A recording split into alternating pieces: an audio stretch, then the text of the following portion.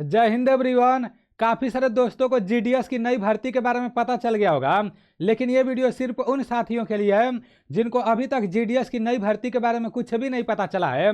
आप पूरे भारत में किसी भी राज्य से हो, चाहे मेल हो चाहे फीमेल हो, अगर आप सिंपल 10 पास हो तो आपको जीडीएस की नई भर्ती के बारे में पता होना चाहिए।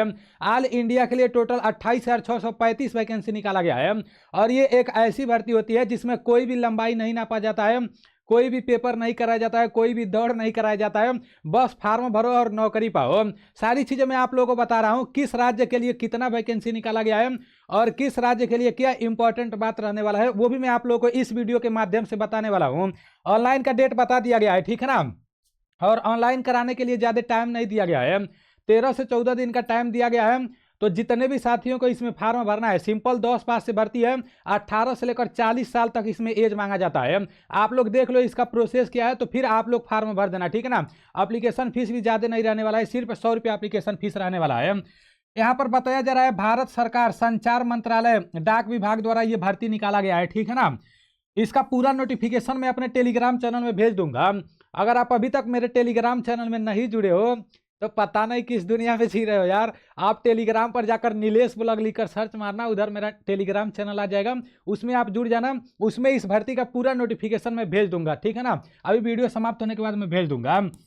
देखो, जो जीडीएस का भर्ती कराया जाता है तो इसमें 2 पोस्ट होता है, एक बीपीएम होता है और एक एबीपीएम होता है। आपका सिलेक्शन होगा ना तो इन्हीं 2 पोस्टों पर होगा, एक बीपीएम होता है और एक एबीपीएम होता है, ठीक है ना। अब आप लोगों को पता होना चाहिए कि इसका फॉर्म कब से भरा जा रहा है। मेरे भाई 31 तारीख पहला महीना सन 2026 से इसका ऑनलाइन चालू हो गया है और 14 तारीख दूसरा महीना सन 2026 तक लास्ट डेट रहने वाला है। तो याद रखना, सिर्फ 14 तारीख तक इसके फार्म भरे जाएंगे, 14 फरवरी तक, तो ज़्यादा टाइम नहीं दिया गया है, ठीक है ना।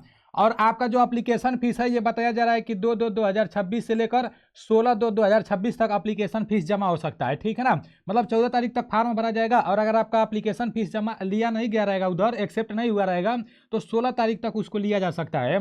और अगर फार्म भरवाते टाइम कुछ मिस्टेक हो जाता है तो उसको करेक्शन करवा सकते हो, सुधार करवा सकते हो। वो सुधार 18 से लेकर 19 फरवरी के बीच में आपका हो सकता है, ठीक है ना। तो याद रखना आप सभी साथी। ऑनलाइन डेट आपको पता चल गया है। अब ये जो भर्ती निकाला गया है जीडीएस, इसका फुल फॉर्म होता है ग्रामीण डाक सेवक, ठीक है ना। और मेरे भाई इसमें 28,635 वैकेंसी निकाला गया है, सिंपल 10 पास से भर्ती है। और जहाँ जिस भी राज्य से आप हो उस राज्य का मतलब लोकल लैंग्वेज के बारे में आपको पता होना चाहिए। मतलब जिस भी एरिया के लिए आप फॉर्म भर रहे हो तो उधर कैसा बातचीत चलता है, उधर का भाषा आपको अच्छे तरीके से पता होना चाहिए, क्योंकि 10 पास के साथ साथ ये लोग बोलते हैं कि लोकल लैंग्वेज का नॉलेज होना चाहिए आपके पास। अब आप लोग देख लो कि किस राज्य के लिए टोटल कितना वैकेंसी निकाला गया है। मेरे भाई उत्तर प्रदेश के लिए टोटल 3,169 वैकेंसी निकाला गया है और हिंदी आपको बोलने आना चाहिए अगर उत्तर प्रदेश से आप जैसे फार्म भर रहे हो तो। और बिहार से मतलब बिहार में भी हिंदी का मतलब मांग है और इसमें 1344 वैकेंसी है।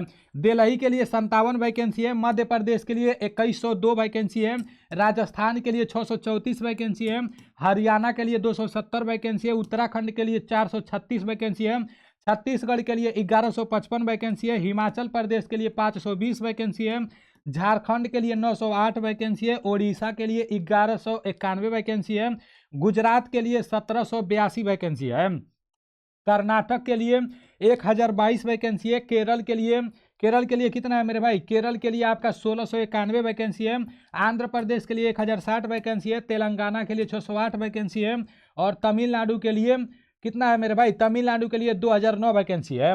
उसके बाद से दिया है महाराष्ट्र, तो महाराष्ट्र के लिए 3,553 वैकेंसी है। तो किस राज्य के लिए कितना वैकेंसी है ये मैं आपको बताया हूँ। यहाँ पर पंजाब के लिए देखो, पंजाब से अगर फार्म भरते हो ना तो पंजाबी, इंग्लिश या हिंदी तीनों में से कोई एक मतलब नॉलेज होना चाहिए, कोई एक भाषा का। पंजाब के लिए 261 वैकेंसी है, असम के लिए 639 वैकेंसी है। असम में असमिया बोला जाता है, बंगाली बोला जाता है और हिंदी बोला जाता है, इंग्लिश, मतलब इसमें से एक भाषा का नॉलेज होना चाहिए। वेस्ट बंगाल के लिए 2,963 वैकेंसी है, नॉर्थ ईस्टर्न के लिए 1,014 वैकेंसी है, जम्मू एंड कश्मीर के लिए 267 वैकेंसी है। और जम्मू और कश्मीर से आप फार्म भर रहे हो ना तो हिंदी या उर्दू आपको आना चाहिए। तो ये सारी चीज़ें मैं आपको बता दिया हूँ कि किस राज्य के लिए कितना वैकेंसी है। जब आप इसमें फार्म भर दोगे, 14 तारीख तक फार्म भरे जाएंगे, सिंपल 10 पास मांगा गया है, कोई लंबाई नहीं मांगेगा, कोई दौड़ नहीं होगा, कुछ भी नहीं करा जाएगा, फार्म भरो और नौकरी पाओ। लेकिन मेरे भाई परसेंटेज के हिसाब से जैसे आप फार्म भर दोगे ना, तो कुछ दिन बाद रिजल्ट आएगा, आपका 10 में अच्छा खासा परसेंटेज रहेगा ना, तो लिस्ट में आपका नाम हो जाएगा, आपका ज्वाइनिंग हो जाएगा, ठीक है ना। लेकिन परसेंटेज भी मैं देखता हूँ इसका 5-6 लिस्ट निकलता है। जो पहला लिस्ट निकलता है ना, उसमें तो जिसका 97% रहता है 10 में, 98% रहता है, उसमें मतलब उन लोगों का नाम आता है। फिर जो दूसरा लिस्ट निकलता है तो मतलब 90% के आसपास में जिसका रहता है उसका हो जाता है। जो तीसरा लिस्ट निकलता है तो मतलब इससे कम रहेगा तो उसका हो जाएगा। ऐसे कर करके वो लोग लेते हैं। अगर आपका 75 से अधिक परसेंटेज है, मतलब 80% है, तब भी आपको फार्म भरना चाहिए। फार्म भरने का सिर्फ 100 रुपये एप्लीकेशन फीस लगेगा। क्या पता सब लोग यही सोच कर ना भरे कि भाई मेरा परसेंटेज कम है, मतलब कुछ भी हो सकता है मेरे भाई। आप जहां से फार्म भर रहे हो, जिस एरिया से, हो सकता है कि उस एरिया में ज़्यादा परसेंटेज वाले लोग फार्म ना भरें, तो ये भी हो सकता है। तो आपको फार्म भर देना है, ठीक है ना। जब आप इसमें फार्म भर दोगे तो शॉर्ट लिस्टिंग मतलब किया जाएगा। जैसे परसेंटेज के हिसाब से एक मेरिट लिस्ट निकलेगा, उसमें आपका नाम रहेगा तो सिलेक्शन हो गया रहेगा। फिर आपको बुला लिया जाएगा पोस्ट ऑफिस पर, जो भी आपका ट्रेनिंग रहेगा वो लोग कराएंगे। जो भी सरकारी नौकरी है, ठीक है ना। सैलरी शुरुआत में ज़्यादा नहीं रहता है, लेकिन धीरे धीरे हो जाता है। उसके बाद से मतलब देखो यहाँ पर काफ़ी सारा मेरिट लिस्ट निकलता है, लास्ट में नॉर्मल मेडिकल होगा, उसके बाद से आपका ज्वाइनिंग लेटर आपके हाथ में मिल जाएगा। तो यही इसका प्रोसेस है, सारी चीज़ें मैं आपको बता दिया हूँ। 28,635 वैकेंसी है, तो आप लोग इसमें फार्म भर सकते हो, ठीक है ना। चलो ठीक है, मिलते हैं अगले वीडियो में। पूरा नोटिफिकेशन मैं अपने टेलीग्राम चैनल में भेज दूंगा। जय हिंद, वंदे मातरम।